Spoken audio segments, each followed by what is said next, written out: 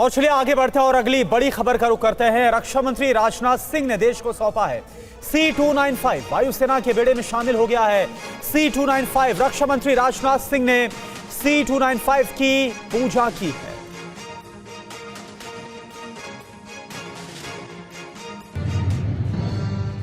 कुछ इस तरह रक्षा मंत्री राजनाथ सिंह के शस्त्र पूजा करने के बाद देश का पहला C-295 technical military airlift plane भारतीय वायुसेना के बेड़े में शामिल हो गया।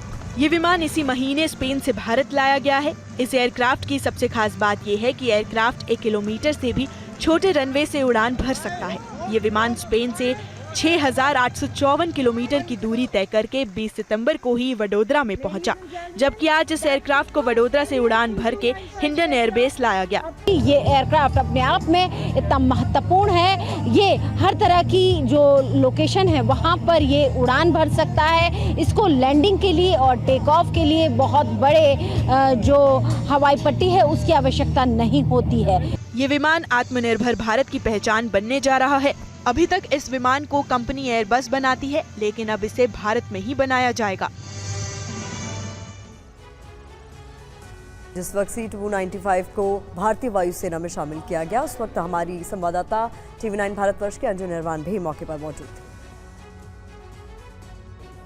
C-295 एयरक्राफ्ट आप ठीक मेरे पीछे देख रहे हैं और इस एयरक्राफ्ट की सबसे बड़ी खासियत ये है कि ये शॉर्ट टेक ऑफ और लैंडिंग कर सकता है, यानी कि ये किसी भी टेरेन में किसी भी जगह पर ये ऑपरेशन कर सकता है।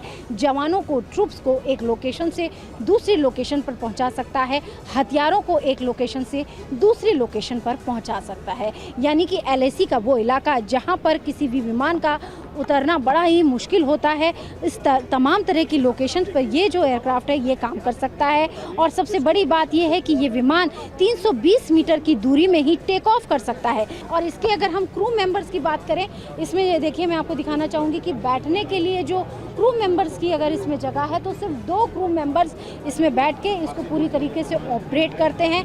जो जवान हैं उनके हथियारों को भी इसमें ले जाया जा सकता है, तो ऑपरेशन में ये बेहद कारगर होगा और एवरो की जगह ये लेगा। और अब आपको आगे C-295 से जुड़ी एक और तस्वीर दिखाते हैं और बताते हैं क्यों इस बाहुबली से खौफ खाएंगे देश के दुश्मन।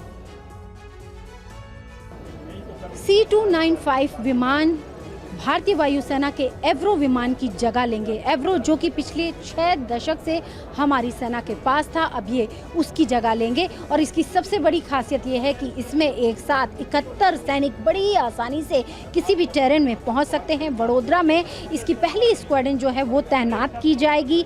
आज इसकी शस्त्र पूजा की गई है और ऑफिशियली इसका इंडक्शन किया गया है। रक्षा मंत्री राजनाथ सिंह ने इसे वायु चीफ को जो है वो सौंपा है। और C-295 विमान का इस्तेमाल सैन्य साजो सामान और रसद पहुंचाने के लिए किया जाता है। और ये विमान ऐसे स्थान पर भी पहुंच सकता है जहां भारी ट्रांसपोर्ट विमानों के जरिए नहीं पहुंचा जा सकता। और टाटा एडवांस सिस्टम 2024 के बीच तक आपको बता दूं कि 295 विमान बनाना शुरू करेगी। और फिलहाल इसकी फाइनल असेंबली जो है लाइन का काम चल रहा है। भारत में पहला स्वदेशी C-295 विमान 2026 तक बनकर तैयार होगा। और आज हिंडन एयरबेस पर दुनिया ने भारत की स्वदेशी ड्रोन शक्ति भी देखी। यह आसमान में दम दिखाती हिंदुस्तान की स्वदेशी ड्रोन शक्ति है। ड्रोन के 50 से ज्यादा लाइव हवाई प्रदर्शन हो रहे हैं, जिसमें सर्विलांस ड्रोन से लेकर काउंटर ड्रोन शामिल है। उत्तर प्रदेश के गाजियाबाद में मौजूद हिंडन एयरबेस पर इस प्रदर्शनी का उद्घाटन रक्षा मंत्री राजनाथ सिंह ने किया। मौके पर एयरफोर्स चीफ VR चौधरी भी मौजूद रहे। 26 सितंबर तक चलने वाले इस कार्यक्रम की मेजबानी भारतीय वायुसेना और ड्रोन फेडरेशन ऑफ इंडिया दोनों मिलकर कर रहे हैं। साथ ही 75 से ज्यादा ड्रोन स्टार्टअप और कॉर्पोरेट्स की भागीदारी भी है। जो हवा में ये 3 ड्रोन फ्लाई कर रहे हैं, एक के बाद एक 2 3 जो ड्रोन्स आपको इस वक्त नजर आ रहे हैं ये अटैकिंग ड्रोन्स हैं और दुश्मन अटैक करने के लिए ड्रोन ऑपरेट यहाँ पर किए जा रहे हैं। ये ड्रोन जो हैं ये कई फीट ऊंचाई पर उड़कर दुश्मन के इलाके को, दुश्मन के बंकरों को, उनके टैंक्स को डिस्ट्रॉय कर सकते हैं।